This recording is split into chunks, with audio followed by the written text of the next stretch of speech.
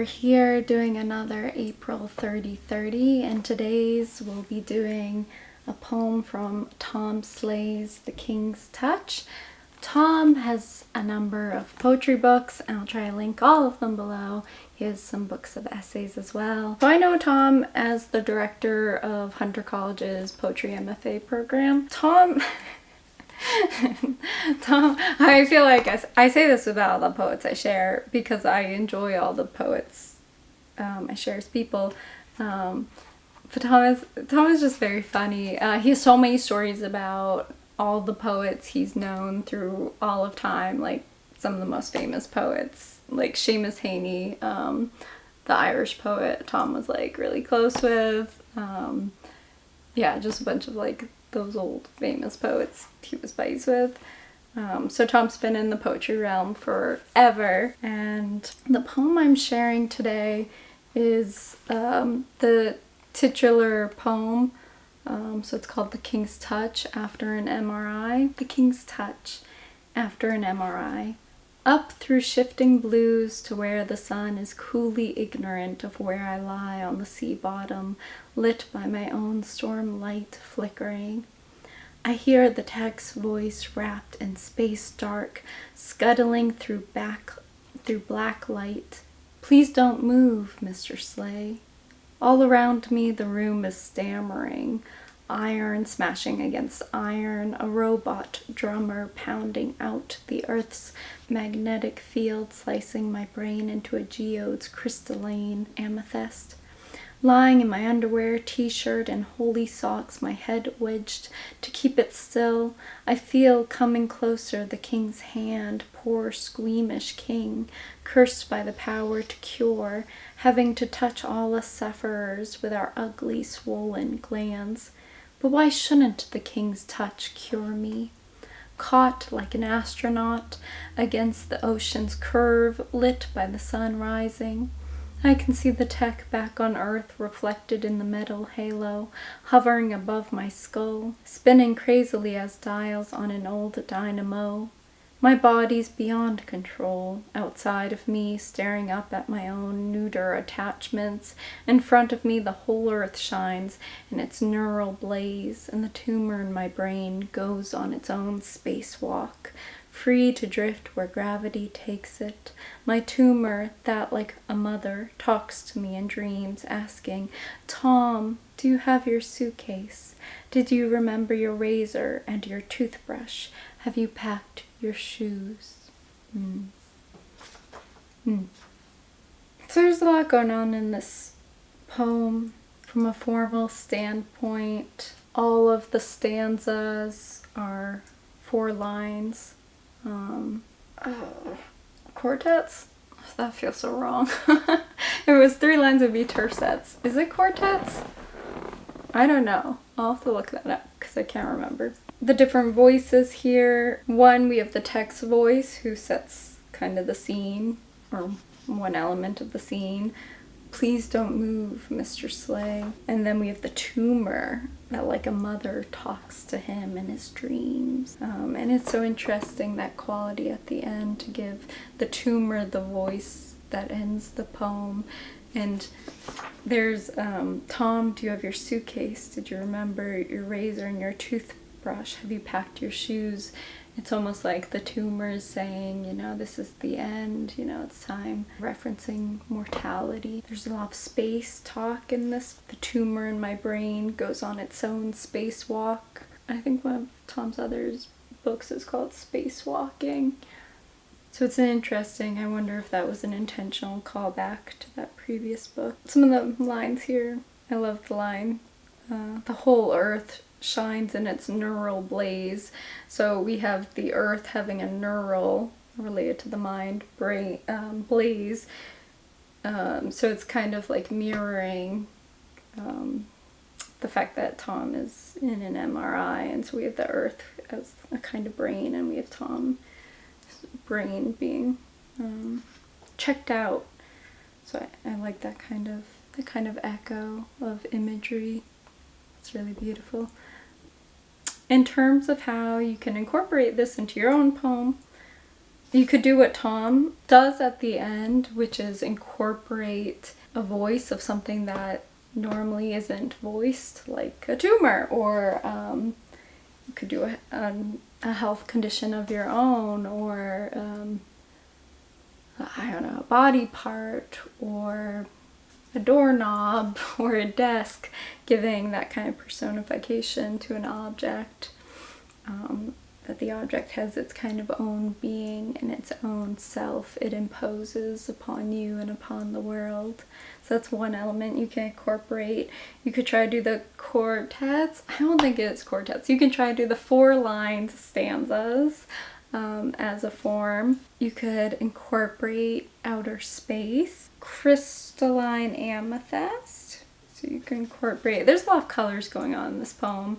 There's the blues, there's the purple, Earth's magnetic fields, space dark, stormlight flickering, lit by the sun rising. Then you have that neural blaze that's like yellowish. You can incorporate different colors with that kind of textured exactitude that he has in his. It's not just amethyst, it's crystalline amethyst. It's not just a blaze, it's a neural blaze. So think about, you can think about how to do that most effectively. How do you nail a specific color in a way that's very unique? There's some alliteration going on. My body's beyond control. Spinning crazily as dials on an old dynamo. So you have dials and dynamo. You also have the D sound of old, which adds to kind of sonic pleasure of the poem. And then another element you could have for your poem is thinking about the use of question. Tom has 4 questions. He ends the poem with 3 questions, and then there's also the question of, but why shouldn't the king's touch cure me?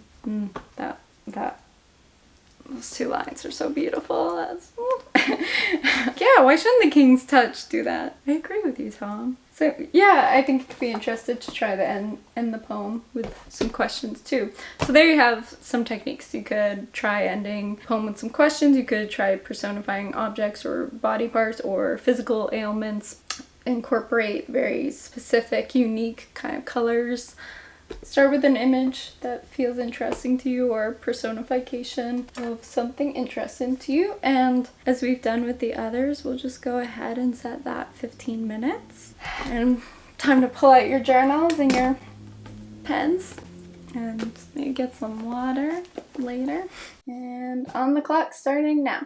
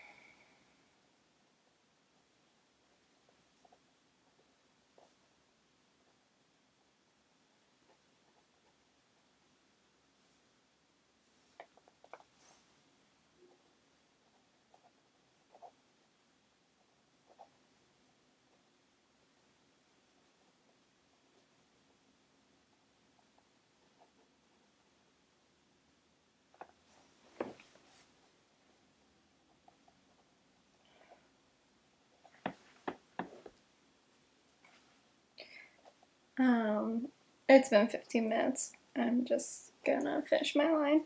I think one of the things I incorporated from Tom's poem was maybe a lot of dialogue, or more dialogue.